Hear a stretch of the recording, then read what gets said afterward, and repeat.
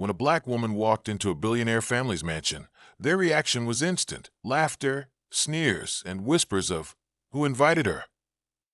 What they didn't know was that this unwelcome guest was the CEO about to decide their $5 billion future. And before the night ended, their arrogance would cost them everything. This is not just a story about wealth. It's about power, dignity, and the moment one woman turned humiliation into history. And if you're part of the Black Visionaries family, hit that like button right now and subscribe. Because trust me, you don't want to miss stories like this one. Who invited her? The words dripped with contempt, echoing through the chandelier-lit dining hall as dozens of wealthy guests, in glittering gowns and polished tuxedos, turned their heads. Their eyes followed the direction of Charles Whitmore's sneer. Standing in the doorway was a tall black woman, mid-40s, her natural curls perfectly framing her face. She wore an emerald green gown that shimmered under the golden lights, and her posture radiated the kind of confidence that only came from years of building something from nothing. Yet the way the Whitmores looked at her, it was as though she had walked in uninvited, as though her presence disturbed the order of their perfect world. Charles, patriarch of the Whitmore family, leaned toward his wife and muttered just loudly enough for those nearby to hear, "She doesn't belong here." His lips curled into a smile that wasn't a smile at all, but a dismissal. The Whitmores were an empire in themselves: old money, powerful connections, and a reputation for ruthlessness in business.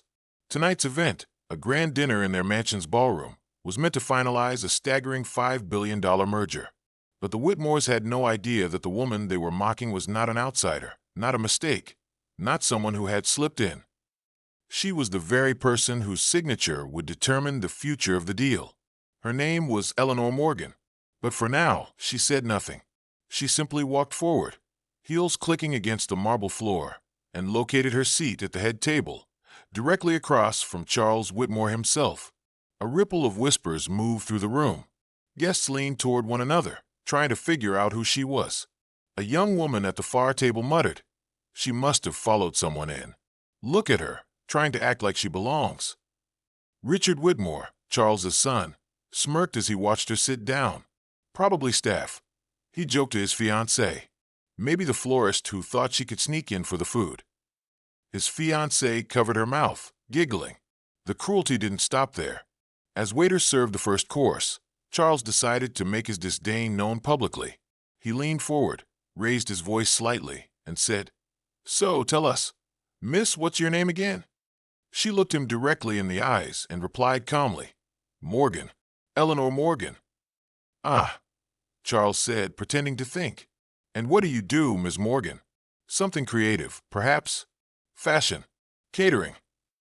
Richard burst out laughing. "I knew it. Probably some small business owner. Dad, maybe she designed the flower arrangements." The table chuckled with him. Another relative leaned closer and whispered, just loud enough for Eleanor to hear, "It's charming when people from different backgrounds want to mingle with us. But usually, these dinners are for those who can actually afford to be here." The words were sharp, meant to cut, but Eleanor didn't flinch.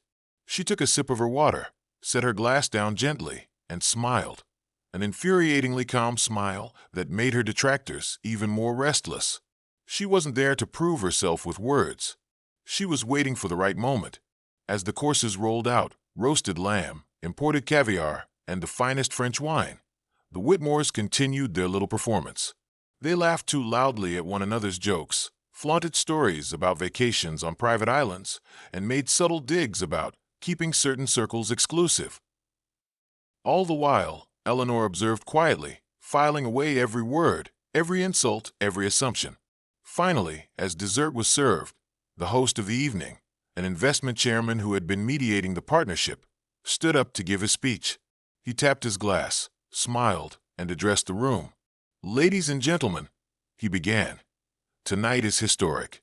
We are here not just to celebrate, but to witness the joining of two global powerhouses.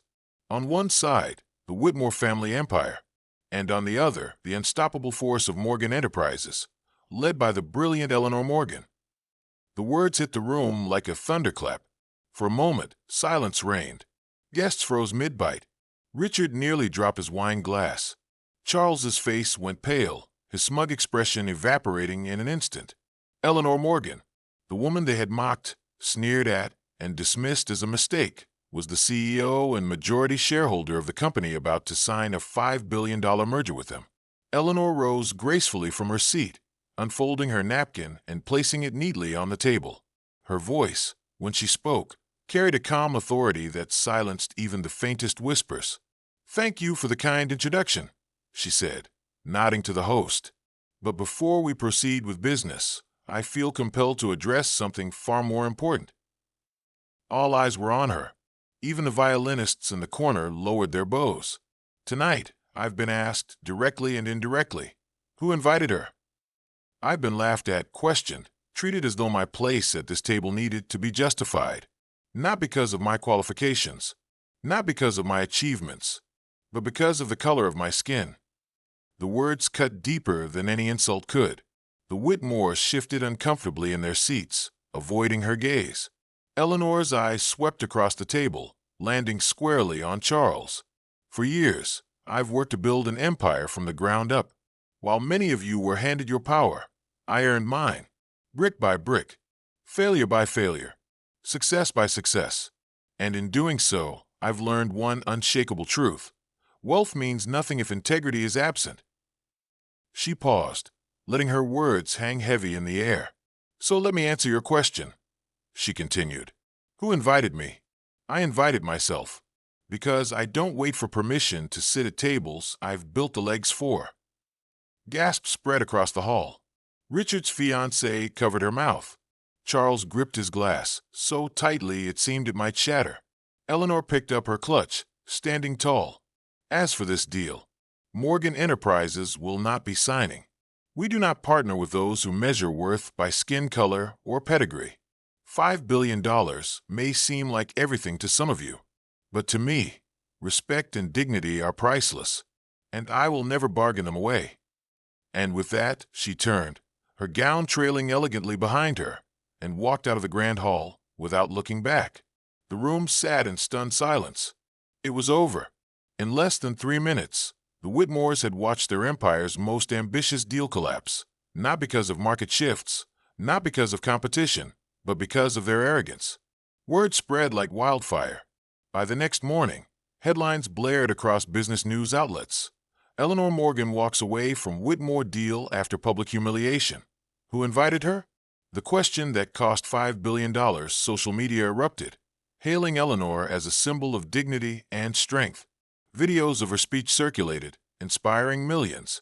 She became a voice not just of wealth, but of principle, a reminder that real power is knowing when to walk away. Meanwhile, the Whitmores found themselves under scrutiny. Business partners grew wary. Investors pulled back. Rumors spread that arrogance and prejudice ran deep in the family's veins. Their reputation, once carefully polished, now bore a stain they could never scrub away. As for Eleanor, she didn't dwell on the loss of the deal. She had built her company from nothing once, and she knew she could double that $5 billion on her own terms. She returned to her offices, her employees greeting her with thunderous applause. She hadn't just defended herself. She had defended everyone who had ever been told they didn't belong. And that night, as she looked out from her penthouse balcony at the city skyline, she smiled to herself. The Whitmores had tried to diminish her, to mock her, to make her feel small. Instead, they had handed her the greatest victory of her career. Because sometimes, walking away is the most powerful deal you can ever make. Before you go, make sure you subscribe right now and join the Black Visionaries family, because we're building a movement of stories that open eyes, touch hearts, and change lives. Until next time, stay visionary, stay powerful, and I'll see you in the next story.